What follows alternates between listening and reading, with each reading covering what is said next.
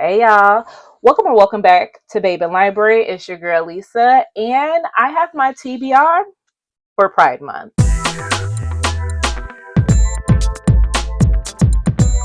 Now, if you are unaware, June is Pride Month, and over here we love to celebrate diversity, not just in their months, but we want to sprinkle in some celebration for the girls and the gays. This month in particular, I'm diversifying the reads within there because I hate when people get on and they're like, oh, I read romance. Baby, what about sapphic? What about trans representation?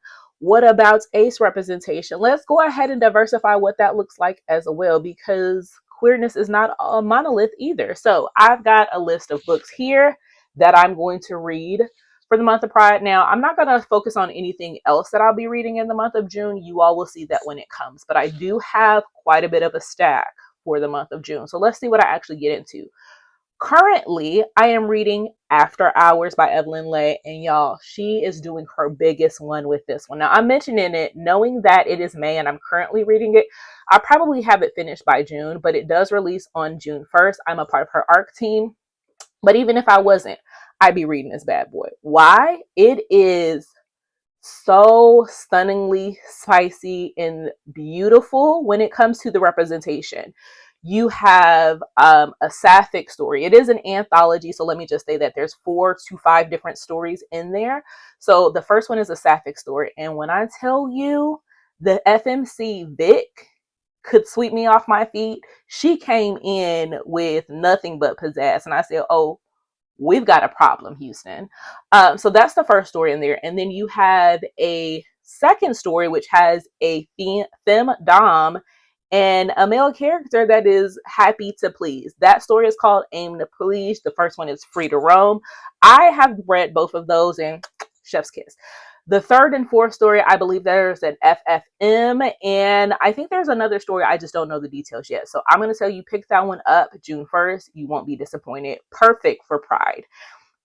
Then I am reading The Opportunity. This is the last and final one in the Secret series. Now, what's the interesting tie between the two? Aim to Please has a pleasure club, and so does The Opportunity.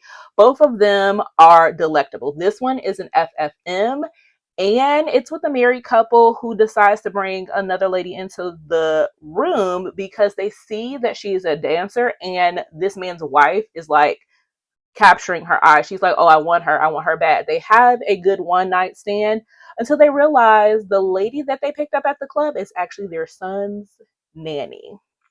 Yes.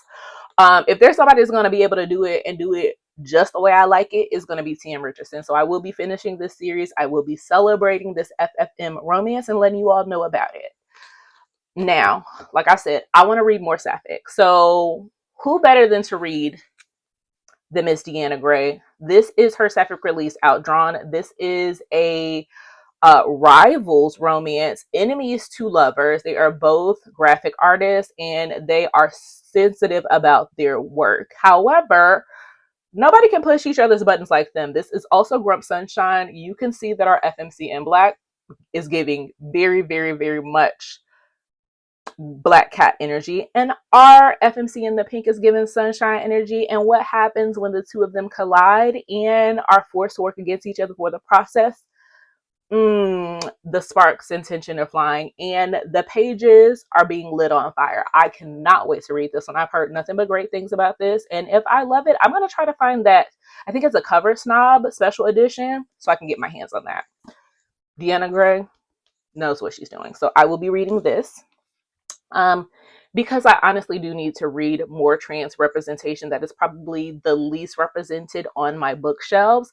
I have tasked myself for my 26 and 26 to read Akwaeke Emezi's The Death of Yvette OG. I do know this one is going to be difficult to read because our main character, I believe, is a trans girl who commits unaliving and herself, and it's because of her parents and her family not necessarily accepting her, and it's all about the story that's told of the family trying to understand what went wrong and how they played a part in it. That's my assumption. Again, I'm trying not to spoil myself with this, but I know that Akwaeke has the most beautiful writing. They are so talented with their pen. Their pen is very diverse in terms of the different stories that they read. I have read one by them before. I have another one on my shelf, but before I make any moves on the rest of their catalog, I need to read this. I also like that our author is non-binary. So again, representation within representation by reading this one. Now, for those people that love Persephone's and Hades retelling, may not necessarily be my thing. I love Greek mythology, but if I'm going to do it, I want it to be done right because it's done time and time again. However, for this one, I'm going to be reading R.M. Virtue's Drag Me Up.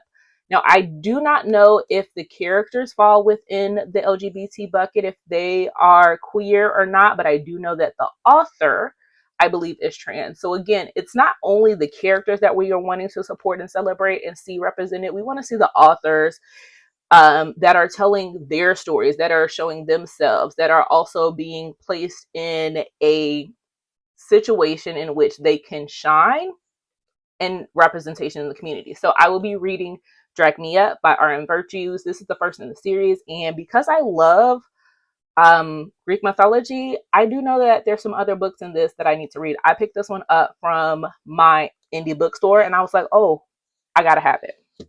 Now, this one is on my 26 for 26. I told y'all I was gonna read it a couple months ago. I didn't. It's still basketball season, so I've got time. I will be reading Love and the Legend by Kit Gray.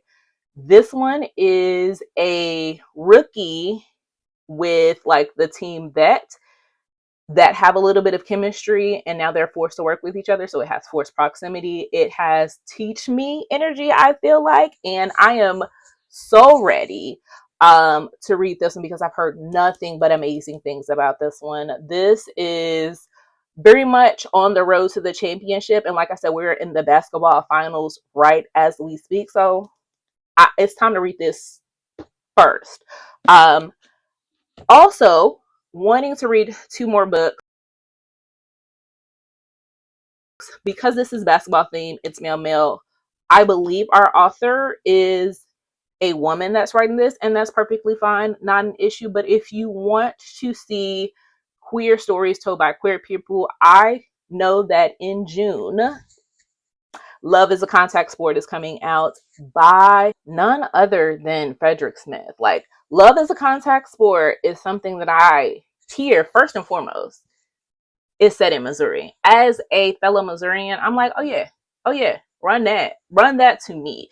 This is a professional athlete who is wanting to rekindle something with his college flame, and it's years and years and years later, and now they're back in a spot where they feel comfortable being with one another, and the spark has never left them. And like I said, set in Missouri, I have no choice but to support. I adore Frederick Smith.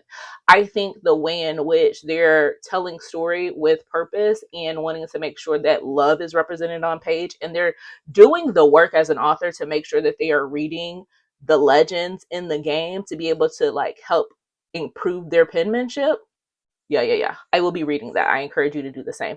Last but certainly not least, a vet in the game is Miss Joan Vassar, and I will be reading Sweet Honesty. This one I want to say is a male romance that is historical. Yeah. Tell me about a time where these two couldn't be together because they feared for their life. And it isn't set in today, but it's set in not only are they black, so they can't be together because somebody else tells them who they need to be with, but they're queer. They have to keep it on the down low. And one is set to marry somebody else, but they really want to be with this man.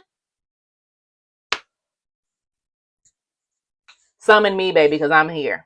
I will be reading those in the month of June. Tell me out of this list which ones you have read or which one you recommend that I start with.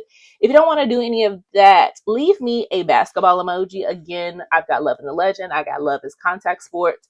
Sports is all up and through here.